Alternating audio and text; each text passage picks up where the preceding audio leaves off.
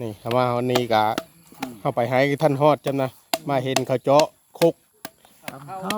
กตำเข้าแบบหมูห่านนะเขาเนี่ยแม่นะคกมันตับคนนี้เสือขวานนะเบิ่งก็ดูชึกด้วยนี่ขวานเจาะคกขวานแบบหมูห่านแต่เก้าคกในเจาะเอาขวานนกสไลด์คนหมูห่านได้พวกนี้ มาเจอแว่นนี่โอ้เวียนหุงบ่เลยขี้เขาตาเว้ยขี้เขาตา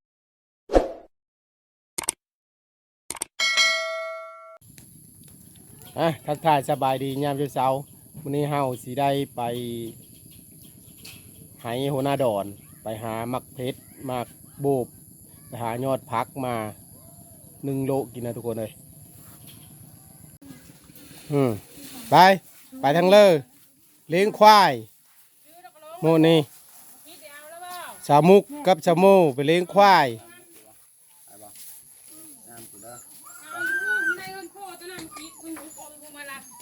น้อยไปทางน้ำปูโดนเด้อเฮ้ยอ้าวมันระบายกันชนสามุกกับสาโมก็ไปเลี้ยงควายเข้าก็ไปหาหัวหน้าดอนเป็นไปคอเมน้องชายเป็นอยู่อัตตปือเข้ากับสิผ้าแม่แตงโมไปหายอดพักแล้วก็ยอดมักโบบแล้วก็มักเพชรนำอยู่พุ่นแหละหายพุ่นแหละมันนี่นะสามุกสาโมไปเลี้ยงควายผู้เฒ่าบอกไปเลี้ยงควายนะหมดนี่2 คนนี่ครับลูกสาวเดินไปเลยนี่พัดบอไปหายพุ่นบอ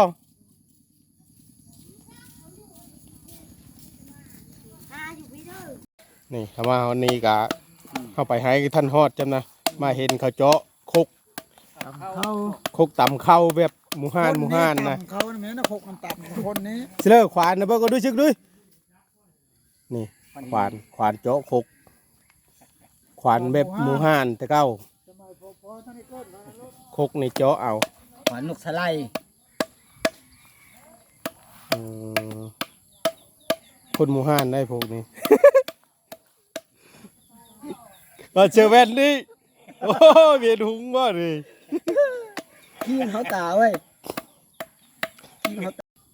ไม้เพื่อเจาะนี่ไม้ขี้เล็กเนาะไม่แดงคักบ่ไม้กระพุ้งครับมันกระพุ้งมันอ่อนโพดไม่แดงก็ได้ไม้นี่ประมาณหน้าทะเล40เนาะใหญ่เติบได้นึงพุ่นแล้ว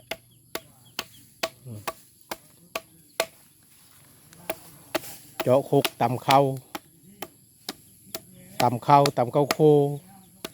ปุ่นข้าวปุ้นก็ได้ประเทศไทยเอิ้นขนมจีนนะประเทศลาวเอิ้นข้าวปุ้น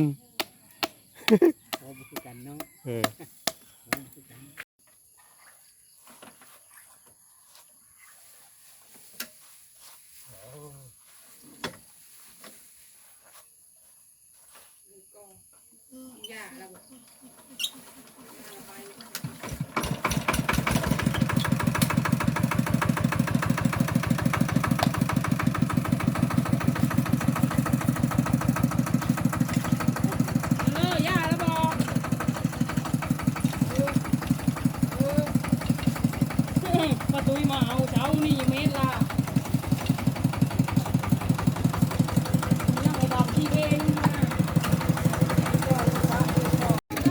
เต็มรถบาทนี่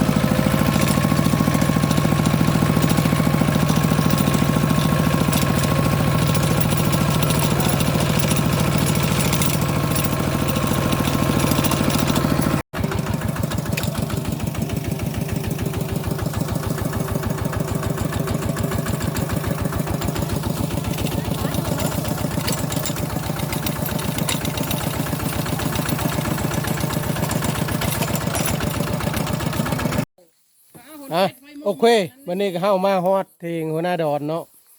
วันนี้ก็เข้ากับมาเสาะป้าหากินหาของป้า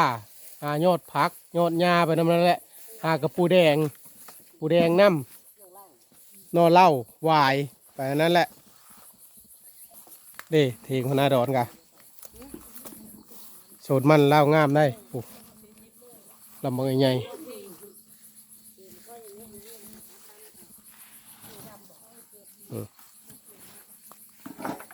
ทีมงานเท่ากับหลายมือนี่4 5 6 คน ก็กิน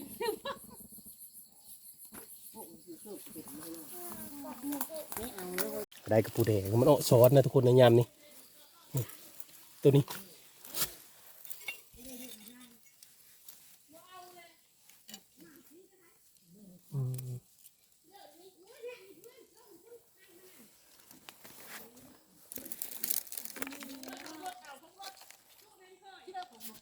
ยกขึ้นมาด้วยมันมีโคบบ่ตัวใหญ่เนาะ ตัวแม่ย่างดี ตัวน้อยเงินซ้อนสองบ่ อยู่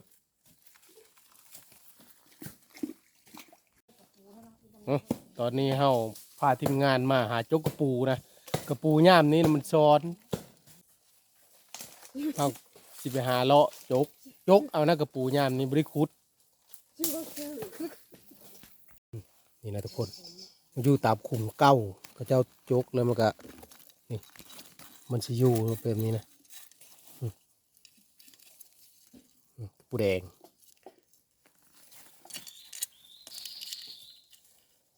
ครบเจ็บได้นี่เอาไหม จับโลด ยำครบ โอ้ยสัตว์นี้ก็ยาก ฮันเฮ้ย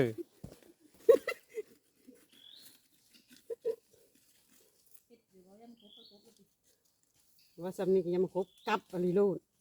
โอ้ คุยมันอันนั้นน้อยนึงเขาก็เอาซีมอันนั้นเลยเขาก็จกเอาเลย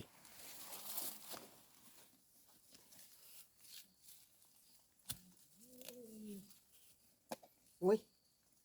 ซักแล้ว จกเอาเลยนะ เนี่ยมันครบเลย ยานเพิ่งกับปูตัวน้อยๆนึง ขาเจ้า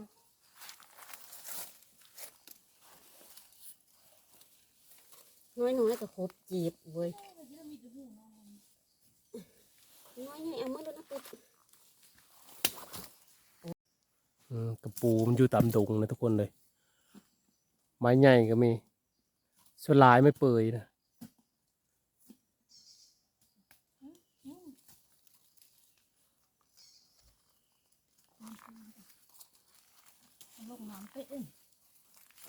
ได้บ่ มีบ่โอ้ยมีคุ้มเลิกพูด เฮ็ดจกปูดมันก็อ้อเลยหัน แม่นบ่แม่นกับปูหน้า ปูแดงก็อ้อเกลียว สิเด้อ เนาะซ้ำขุดอีกจนมันคุ้งพุ่นล่ะ ชุดแฮนแล้ว เสียงนกกระหลายทุกคนเลยฮะนกน้อยฮะกระเด็นกระแตโอ้โหฮะดอกปลายไม้บุ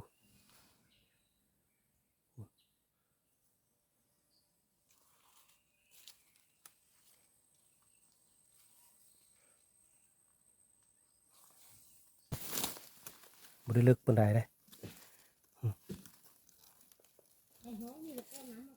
ยามนี้บ่ได้เลิกกระปูนะ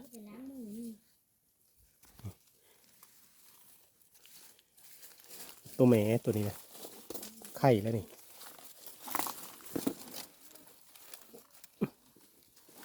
แล้วก็ไปเลิกกระปู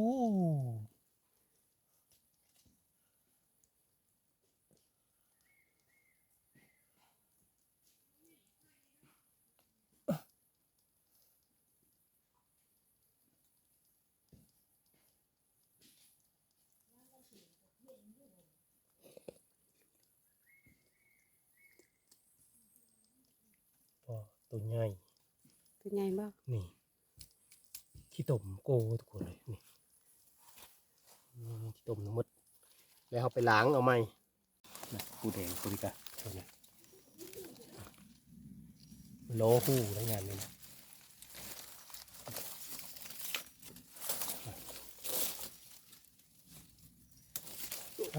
ไปแล้วไปแล้ว ไปเลยไปเลย ไหวได้แหลนไปแล้วได้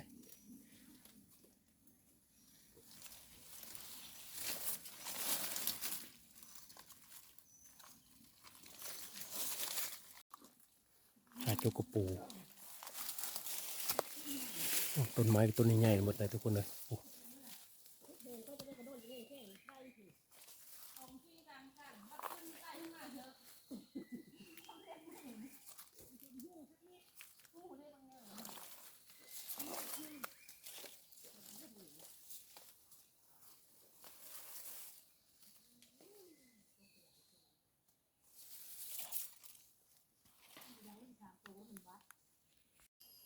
แล้วสองตัวละตัวหนึ่ง ตัวแมง ตัวแม่ โอ้กำมีคู่พุ่มสองตัว สองตัวตัวผู้กับตัวแม่ ก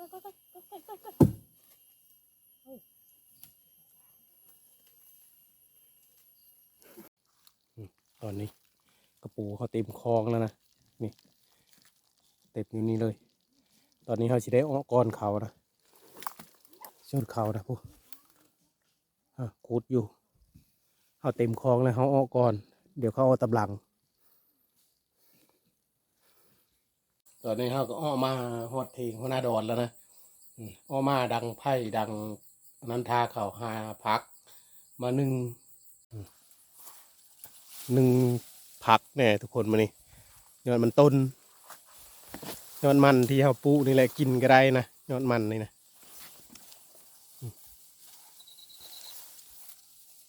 ยอดอ่อนๆมัน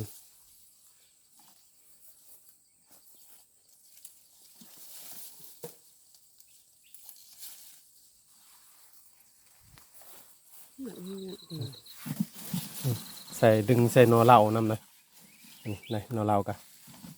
นี่นะพักเลยกันเขามันต้นเลยหนอเหล่าตัวนี้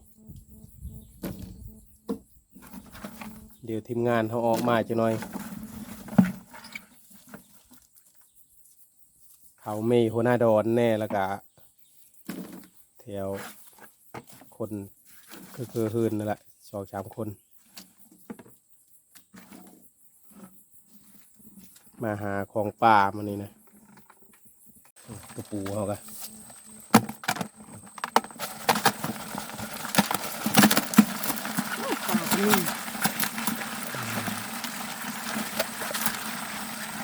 เห็นหรือเปล่า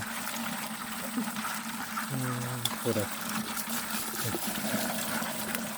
ประมาณ30 ตัว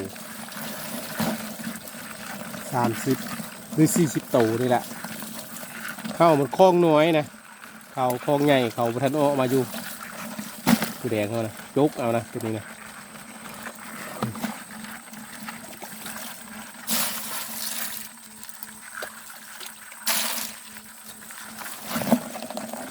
ตัวแดงมันอยู่ในดุงเดี๋ยวเขาชินับเบิ่งมันได้จักตัวนับเอาคลองคือเก่านะ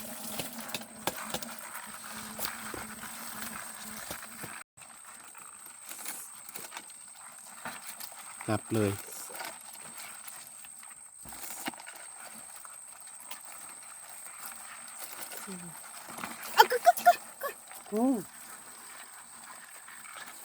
ครบเจ็บบ่ เจ็บละ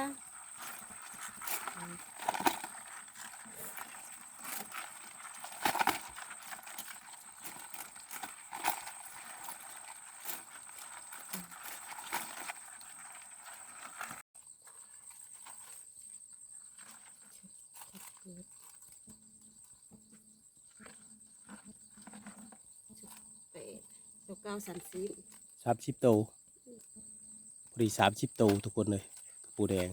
พอดีเต็มคลองเลย เต็มคลองเขามันน้อยนะ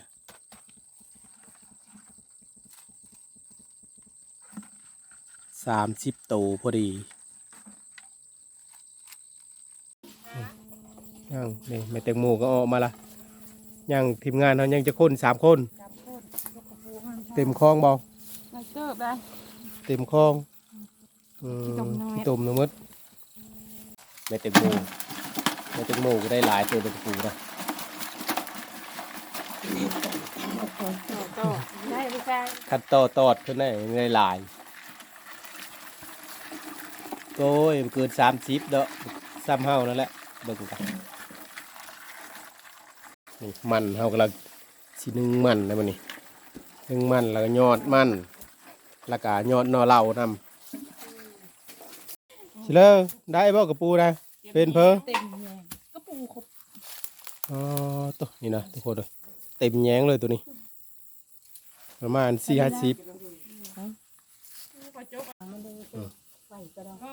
เด้อได้บ่กระปูนะเชิญทีมงานเขาออกมาหมดแล้วบ่เชิญได้หลายใช่บ่หลายเติมเดี๋ยวนี้เชิญขี้ต้มหนึ่งมดหลายเติมนะไปหาจกอันนี้นะประมาณชั่วโมงนึงนะทุกคนเลยได้ประมาณ4-50ตัวบางคนผู้ใดจกไวกะเฮาบัดมันเต็มคลองก่อนทีมงานเฮานี่มีราคา40หรือ50ตัว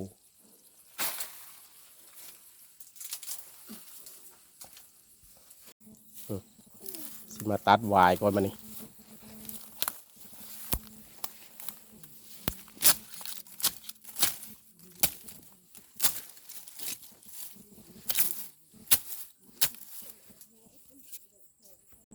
วายเขาก็ใส่ประมาณ3 โดงใส่หลายแล้วมันสิขมนะเขาก็ใส่3 โดงนี่ก็พอแล้วก็มีนอเหล้านำเขาใส่แล้วก็คันมีมักโบบก็ใส่มักโบบนำนะแม่แตงโมไปหามักโบบอยู่ใบนอเหล้าแล้วก็ใบวายแกงชื่อกระปูแดงนะแม่แตงโมไปหามาโบบท่านมาอยู่ได้หลายโบกระปูนะเมนูเก็บคลองใหญ่นะทอดบ่50 โต คลองไงกันเต็มแยงกันเต็มเท่าไรแล้ว เต็มมาเจอนะบ่4 5 6 7 8 9 10เวทตูน อ๋อ เวทตูนนี่ เอาน้อยมันก็ระบายก็ได้ ประมาณ40ใบวายตัวน่ะวายมันเป็นน้ำในวายเลย เป็นน้ำยันปักมือเลย ปูแดงครบก็ยังนั่นแล้วเนาะน้ำวายมาปักอีกเนาะเหล่าแล้วกัน ไม้เพิ่นก็เอาใช่มั้ย พอนั้นหาแล้วบอกพี่เกิด บ่แล้วบ่แล้วตอนนี้เขาก็สิได้มาเอามะฮุ่งนะนี่มะฮุ่งกะมะฮุ่งนี่สมุกเคยยื้อเอากระถึงนะมะฮุ่งนี่นะกุ๊กบ่ได้ใหญ่เป็นใดเลยถูกเลย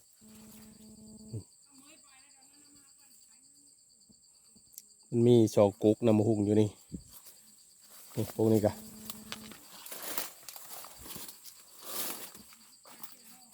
เอาสิเอามานี่แหละ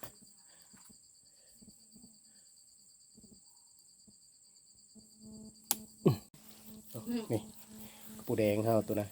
นี่ในตัวเอาอันนั้นมา ตำหุ่งแน่ อันนี้พูดมันนั่นนี่ที นอเหล้า มันเวียนใส่ตัวอีก วาย มันนำจะได้ เผาผัก 1 เม็ด1 ปัก 1 เม็ดเม็ดครั้งเม็ดต้น เป็นต้นผัก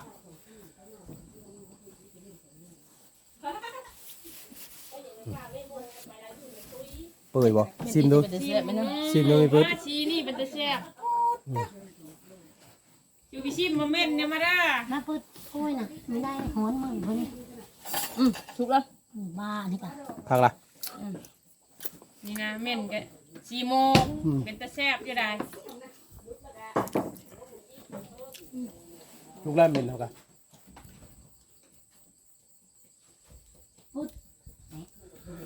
โน่เฮ็ด3 ก็ ถ้วย ฮ้อน ยังเม่นยังเม่น แซ่บเบื่อ อันนี้ก็งามเลย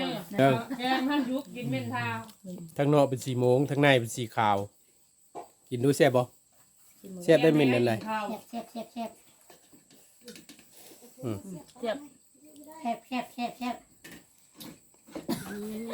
ไปเลยไปเสียบอยู่แต่แจ้งพูดนะพัด แซ่บแซ่บแซ่บแซ่บแซ่บเออที่ ปีนึงโลนึง ตอนนี้เฮากินเม่นก่อนนะทุกคนเลย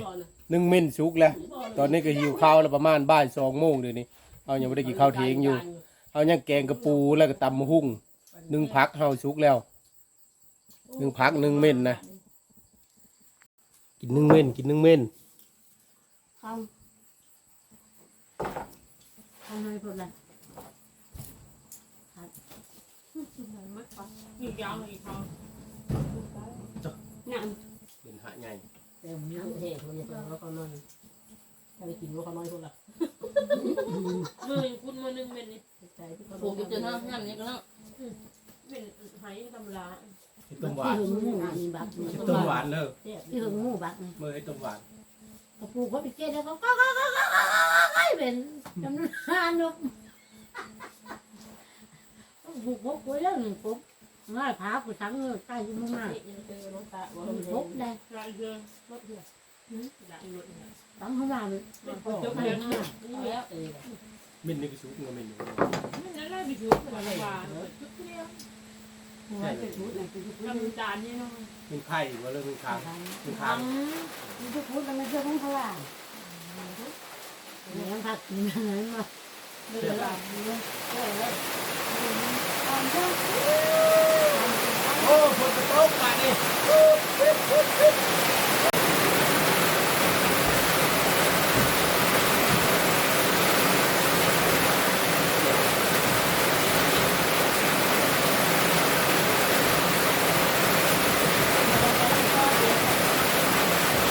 ตามหมดแล้วหมด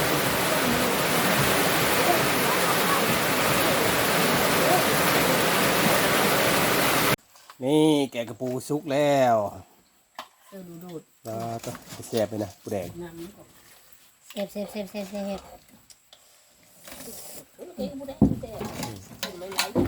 แม่ไข่จะมีได้เลยไข่อยู่ท้องบอกยามนี้นะ ไก่ละไข่อยู่ทองมันแกะไม่ได้เลยไข่ นี่ตำมะฮุ่งแน่นี่ตำมะฮุ่งกันนึ่งพักนึ่งมันน้ำนึ่งยอดพักแล้วแกะกระปู อ้าว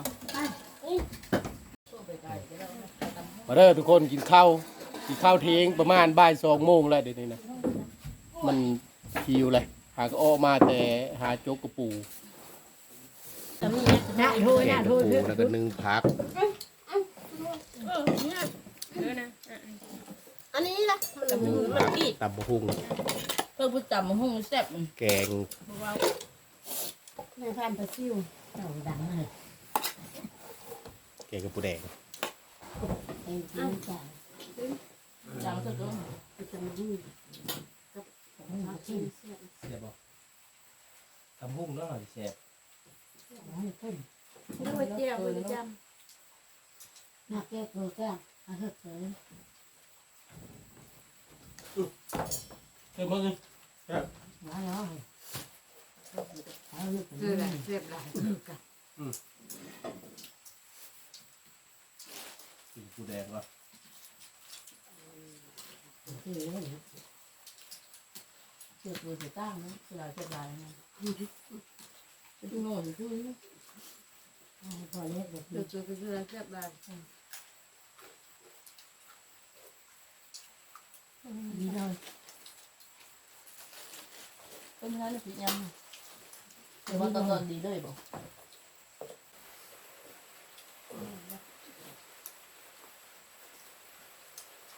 ไม่ไม่เห็น จะนั่งจะนั่งเสียงอ่ะ คือเขาบอกว่า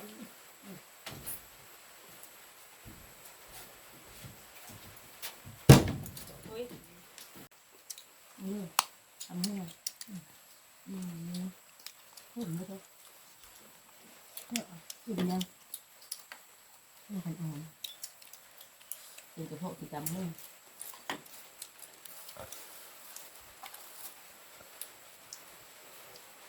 เพื่อบุตรตามเสียบหน้าตามไปดู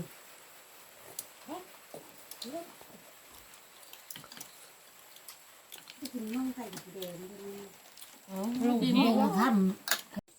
อ่ะมาตอนนี้เฮาก็ได้กินข้าวกินน้ำแล้วนะมื้อนี้เฮามา